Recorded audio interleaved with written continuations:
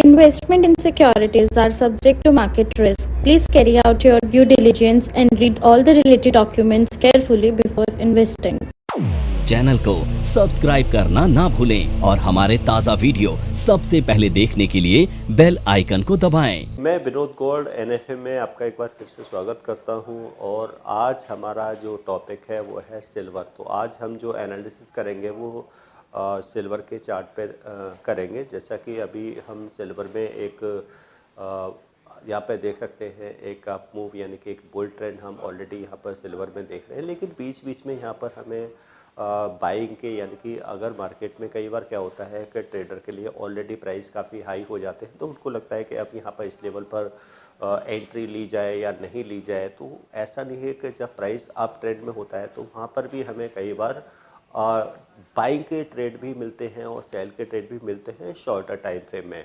क्योंकि अगर हम बिग टाइम फ्रेम में अगर हम डेली या वीकली चार्ट पे देख रहे हैं तो वहाँ पर हमें अभी भी मान लो सपोज करो सिल्वर क्या क्या है एक अप ट्रेंड दिखाई दे रहा है, बट बीच में अगर हमें कोई अगर एंट्री लेनी हो यानी कि कोई बाई की या सेल की एंट्री लेनी हो तो वहाँ पर भी हम इंडिकेटर्स की हेल्प ले सकते हैं। साथ में हम कैंडल्स के पैटर्न्स की हेल्प ले सकते हैं। हम यहाँ पर ट्रेंड लाइंस को यूज कर सकते हैं या ट्रेंड लाइंस के ब्रेकआउट के हिसाब से ट्रेडिंग कर सकते हैं और प्रॉफिट ट्रेडिंग भी कर सकते हैं।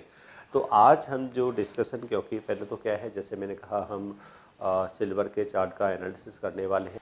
तो यहाँ पर मैंने सिल्वर का ये चार्ट ओपन किया है और जो टाइम फ्रेम लिया है वो लिया है हमने 1 आवर का।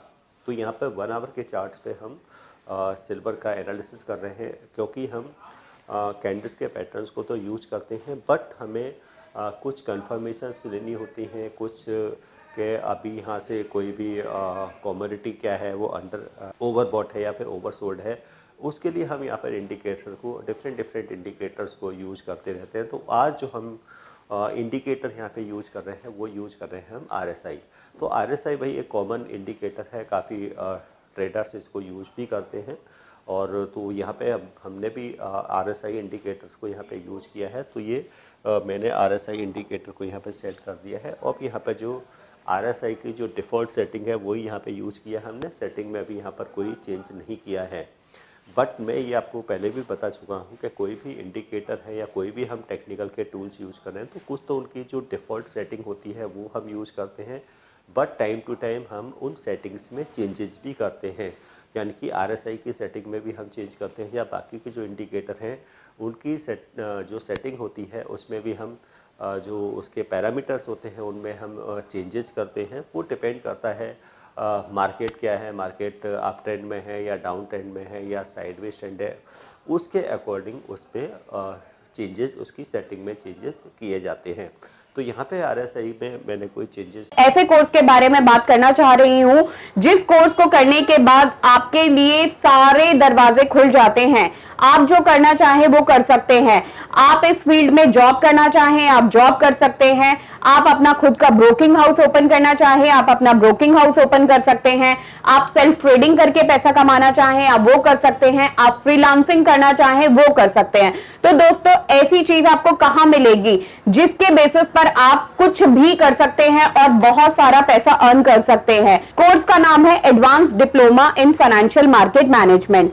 Advance diploma in financial market management जो कोर्स है ये NIFM national institute of financial market का सबसे बेस्ट कोर्स है, क्योंकि जिस भी स्टूडेंट ने ये कोर्स किया है वो आज बहुत ही अच्छे लेवल पर जॉब कर रहा है। Advance diploma in financial market management के कोर्स की ड्यूरेशन है 1 ईयर और 1 ईयर के अंदर हम लोग आपको वो सारी चीजें सिखाते हैं जो चीजें रिक्वायर्ड होती है इस इंडस्ट्री में एंटर करने के लिए। इस कोर्स के 5 लेवल्स होते हैं जिसमें हम लोग बेसिक से लेके एडवांस तक सब चीजें सिखाते हैं। और दोस्तों हमारे यहाँ पे जो हमारे टीचर्स हैं वो बहुत ही एक्सपीरियंस टीचर्स हैं, 15-15 20-20 साल के साथ उनका एक्सपीरियंस है और उनको इसी मार्केट का एक्सपीरियंस है। प्रैक्टिकली वो लोग आपको टीच करेंगे और they are very down to earth. आपको किसी भी टाइम पर कोई भी डाउट है, कोई भी क्वेरी है, आप एक चीज को अगर 10 बार भी पूछेंगे तो वो आपको बड़ी ही इजीली आपके डाउट्स क्लियर करेंगे। नहीं किया है क्योंकि हम यहाँ पर प्रॉपर मार्केट का अप ट्रेंड और डाउन ट्रेंड और फिर से अप ट्रेंड यहाँ पर हम देख रहे हैं और वो हमें काफ़ी कुछ कंफर्मेशन जो है वो इंडिकेटर से भी यहाँ पर मिल रही हैं। तो इंडिकेटर के कॉम्बिनेशन से और जो ब्रेकआउट्स होते हैं अगर हम इनको यूज़ करें तो वहाँ पे हमें काफ़ी परफेक्ट एंट्री यहाँ पर मिल जाती है। और सबसे मेन चीज़ क्या होती है कि क्योंकि किसी भी ट्रेड के अंदर होता है जो हमारा मनी मैनेजमेंट होता है, और मनी मैनेजमेंट क्या कहता है कि हमारा किसी भी ट्रेड के अंदर जो हमारा जो लॉसेस है वो मिनिमम होना चाहिए, यानी कि जो हमारे जो स्टॉप लॉसेस है वो छोटे से छोटे होने चाहिए और टारगेट्स हमारे बड़े होने चाहिए, तभी हमारा जो ट्रेड है वो प्रॉफिटेबल हो सकता है। कई बार ट्रेडर क्या करते हैं, या तो स्टॉप लॉसेस को यूज नहीं करते हैं, या फिर स्टॉप लॉस वो बड़ा रखते हैं और टारगेट उनके काफ़ी छोटे होते हैं, या फिर वो इक्वली रख लेते हैं। तो उससे क्या होता है कि अगर कुछ ट्रेड उनके अगर 50% की एक्यूरेसी या 60-40 की वैल्यू, तब भी उनके जो ओवरऑल जो ट्रेड होता है फिर वो लॉस में ही रहता है।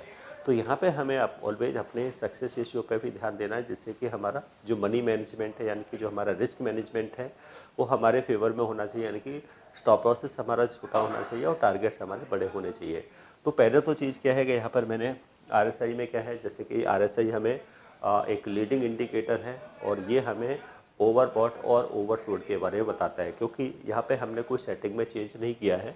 तो जैसे कि RSI की जो डिफ़ॉल्ट सेटिंग होती है वो 70-30 की होती है, 70 से 100 का, यानी कि ये जो एरिया है यानी कि ये जो जोन है ये क्या है, यहाँ पर इसको कहते हैं ओवरबॉट, और ये जो जोन है नीचे का ये है आपका ओवर सोल्ड, यानी कि जो 0 से 30 का, यानी कि 0 से 100 का स्केल होता है, और इसी बीच में ये यहाँ पे हम मूवमेंट को देखते हैं।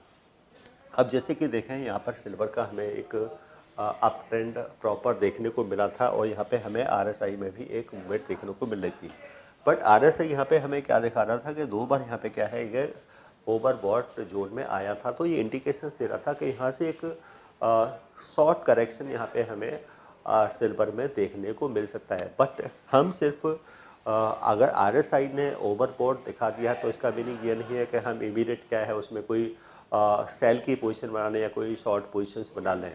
तो यहाँ पे हमें बाकी के जो पैरामीटर्स हैं या टूल्स हैं टेक्निकल के, उन्हें भी हमें यहाँ पर यूज करना होता है। तो ये तो हमें एक इंडिकेशंस मिल गया, बट हमने एक्चुअल जो एंट्री लेनी है वो कैंडल्स के पैटर्न्स के बेस पर लेनी है। तो हमने कैंडल्स के पैटर्न्स को फॉलो किया और यहाँ पर देखा कि हमें टॉप पर, यानी कि टॉप पर यहाँ पे हमें एक जो एक बेरिश पैटर्न की फॉर्मेशन है, यानी कि हमें बेरिश एंगल्फिंग पैटर्न की फॉर्मेशन हमें यहाँ पे देखने को, यानी कि एक बेरिश, और सेकेंडली क्या था, हमें एक ट्रेंड लाइन का ब्रेकआउट भी हमें देखने को मिला था, क्योंकि जब प्राइस अप था तो हमें यहाँ पर ट्रेंड लाइन को ड्रॉ किया और ट्रेंड लाइन का ब्रेकआउट हुआ। अब इस रेड कैंडल ने प्रॉपर क्या किया है, ट्रेंड लाइन का ब्रेकआउट किया, और इस जब जो ब्रेकआउट कैंडल का लो यहाँ पर ब्रेक हुआ, और यहाँ पर क्या हुआ था, ये जो RSI है वो 70 के बिलो आया, तो यहाँ पे हमारी एक सेल साइड की एंट्री हुई थी।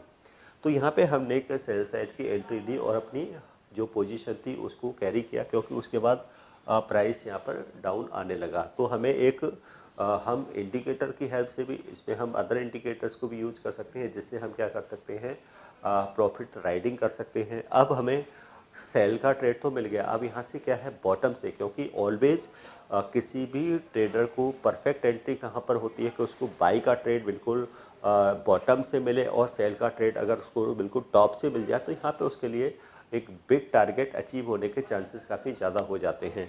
तो वही पॉसिबिलिटी हम यहाँ पे देख रहे हैं कि बिल्कुल हमारा जो सेल का ट्रेड है वो टॉप पे मिल गया। अब हमें मान लो सपोज करो बाइंग की अपॉर्चुनिटीज़ देखनी है। अब इसके बाद में देखेंगे कि प्राइस डाउन आ गया, और फिर यहाँ पे हमने एक डाउन ट्रेंड लाइन को ड्रॉ कर दिया, क्योंकि यहाँ पर क्या होता है, डाउन ट्रेंड लाइन किस तरीके से ड्रॉ करते हैं, यानी कि हाई को हाई से कनेक्ट करके जब यहाँ पर लोअर हाइज की फॉर्मेशन होती है। तो यहाँ पर लोअर हाइज की फॉर्मेशन हो रही थी। अब यहाँ पे देखेंगे कि जो इंडिकेटर है RSI था वो यहाँ पे हमें ओवर जो सोल्ड था वो शो करने लगा। तो इसका मीनिंग क्या है कि यहाँ से अब एक रिवर्सल की पॉसिबिलिटी हो सकती है, प्राइस अब जा सकता है, यानी कि ये इंडिकेटर ने इंडिकेट कर दिया। बट कंफर्मेशन यानी कि एंट्री है वो हम कैंडल्स के पैटर्न्स को फॉलो करेंगे। अब यहाँ पे देखा कि बॉटम में यहाँ पे देखा तो हमें एक स्निक बॉटम की फॉर्मेशन कैंडल्स की देखने को मिली।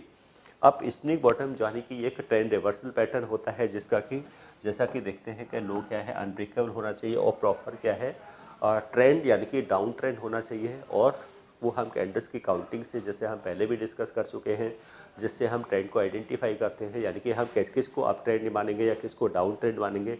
तो ये हम कैंडल्स की काउंटिंग से कंफर्म करते हैं कि ये एक अप ट्रेंड है या फिर एक डाउन ट्रेंड है, या यहाँ से ये एक रिवर्सल आ सकता है। अब यहाँ पे हमें रिवर्सल यानी कि एक फॉर्मेशन देखने को मिली। इसके साथ साथ क्योंकि इंडिकेटर ऑलरेडी ओवरसोल्ड दिखा रहा था कि यहाँ से एक रिवर्सल आ सकता है, उसके बाद ये हमें एक कंफर्मेशन कैंडल भी देखने को मिली नेक्स्ट, जो कि ग्रीन थी। अब इस कैंडल का यहाँ पर हाई ब्रेक हुआ तो यहाँ पे ये एक हमारा एंट्री लेवल था, यानी कि ये एक एंट्री लेवल था। और स्टॉप लॉस क्या होता है, ऑलवेज जो सबसे जो लोएस्ट कैंडल होती है, यानी कि जो हमारा पैटर्न की कैंडल होती है, उसके लो का यहाँ पे हम स्टॉप लॉस रखते हैं। अब ये यहाँ पर एंट्री होगी तो नॉर्मली क्या है, फर्स्ट टारगेट यहाँ पर 1:1 का रखते हैं, बट उसके बाद हम स्टॉप लॉस को ट्रेल करके यानी कि प्रॉफिट राइडिंग करते हैं। अब सेकंड यहाँ पे क्या होता है कि हमने एक डाउन ट्रेंड लाइन भी ड्रॉ कर दी। अब यहाँ पर एक डाउन ट्रेंड लाइन का भी क्या हो गया, ब्रेकआउट हो गया। अब यहाँ पे ये सेकंड कंफर्मेशन आ गई, यानी कि पहले तो हमारा इंडिकेटर की कंफर्मेशन थी, फिर हमने कैंडल्स के पैटर्न की कंफर्मेशन ली और उसके बेसिस पर कंफर्मेशन कैंडल बनी, उसका भी हाई ब्रेक हुआ, हमारी एंट्री हो गई। अब एक और कंफर्मेशन क्या है, जब ये डाउन ट्रेंड लाइन का ब्रेकआउट हुआ।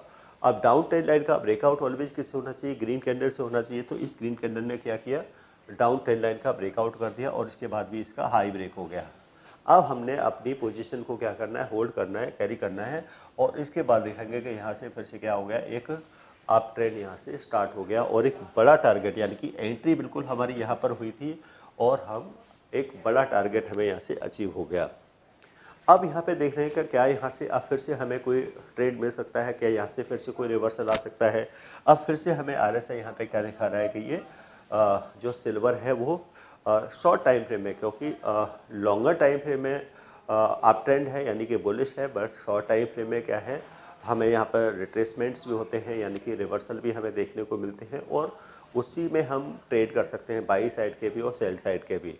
तो ये था हमारा सिल्वर का एनालिसिस, यानी कि ये एक एजुकेशन पर्पस से था। आप इस पर प्रैक्टिस करें, क्योंकि कोई भी हमारी स्टडी हो प्रैक्टिस बेस्ड होती है, चाहे वो टेक्निकल्स हो या फिर वो ऑप्शंस का हो। अगर आप टेक्निकल्स को यूज़ कर रहे हैं तो टेक्निकल्स पे आपको प्रॉपर प्रैक्टिस करनी है, इसकी बैक टेस्टिंग करनी है, पेपर ट्रेडिंग करनी है।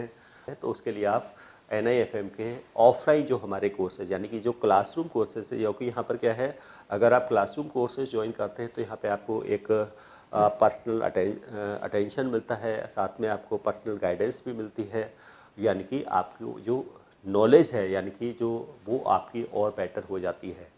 तो इस तरीके के और भी वीडियोज़ हम आगे डिस्कस करते रहेंगे। तो आज की वीडियो में इतना ही और मिलते हैं फिर आपसे एक न्यू वीडियोज़ में। धन्यवाद।